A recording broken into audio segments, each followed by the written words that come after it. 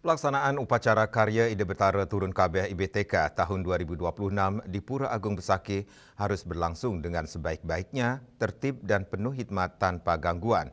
Penegasan tersebut disampaikan Gubernur Bali Wayan Koster dalam Sambrama Wacana saat puncak karya yang digelar pada hari Kamis 2 April 2026 bertepatan dengan Hari Purnama Kedasa.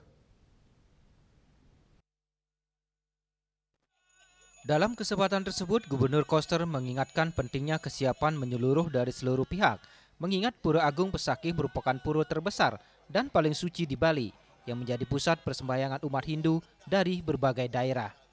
Karya ini harus dilaksanakan dengan sebaik-baiknya, agar berjalan lancar dan tidak terjadi gangguan selama pelaksanaannya.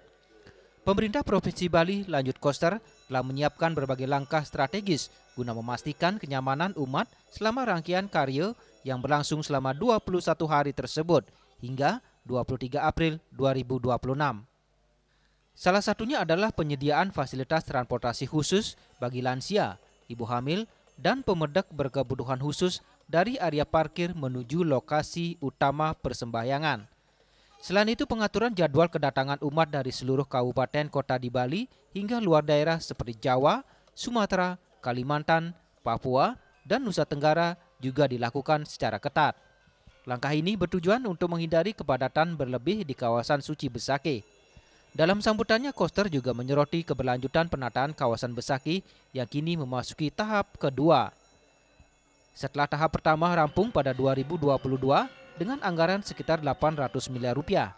Tahap lanjutan difokuskan pada penataan 26 titik pelinggih dengan anggaran sekitar 203 miliar rupiah yang bersumber dari APBD Provinsi Bali.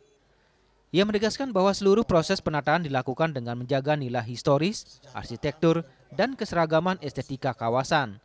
Menurutnya tidak boleh ada perbedaan mencolok dalam bahan maupun warna bangunan agar tetap mencerminkan keaslian kawasan suci Besakih.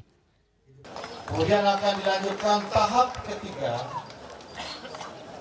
Semua jalan menuju akses Besakih akan ditata kembali.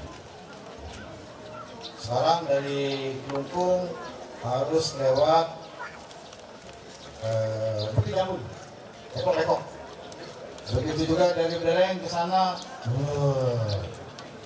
naik tikungan lagi. Ini membuat kurang nyaman. Akan ditata kembali. Nanti dari sebelum Kelungkung, sebelum Karangsang dari Kelungkung akan dibuat jalur khusus seperti jalan bypass dan dibuat indah. Begitu juga dari Bangli akan dibuatkan jalan yang bagus supaya nggak lagi melewati depan Pura Batur. Dalam kesempatan tersebut, Koster juga mengapresiasi kinerja Badan Pengelolaan Kawasan Suci Besakih yang sejak dibentuk pada 2023 telah menunjukkan hasil positif dengan pendapatan mencapai 14,5 miliar rupiah pada tahun 2025. Pendapatan tersebut dimanfaatkan untuk mendukung pelaksanaan upacara, membantu desa adat dan desa dinas, serta kebutuhan operasional kawasan. Tak hanya itu, pemerintah Provinsi Bali juga memberikan bantuan khusus sebesar 3,2 miliar rupiah untuk mendukung pelaksanaan IBDK tahun ini. Selain sektor pariwisata, pemerintah juga mempercepat penanganan sampah. Salah satu kebijakan yang tengah dijalankan adalah pembatasan tempat pembuangan sementara TPS yang ke depan hanya akan menerima sampah residu dan ditargetkan ditutup sepenuhnya pada Agustus 2026. Lebih lanjut, proyek pengolahan sampah menjadi energi listrik akan mulai berjalan pada pertengahan 2026 dan ditargetkan selesai pada 2027. Dengan demikian, pada 2028, seluruh sampah di Bali diharapkan dapat diolah menjadi energi. Di akhir sambutannya, Koster mengajak seluruh masyarakat untuk bersama-sama menjaga Bali agar tetap aman, bersih, dan harmonis. Hendra dan Mastike, Bali TV.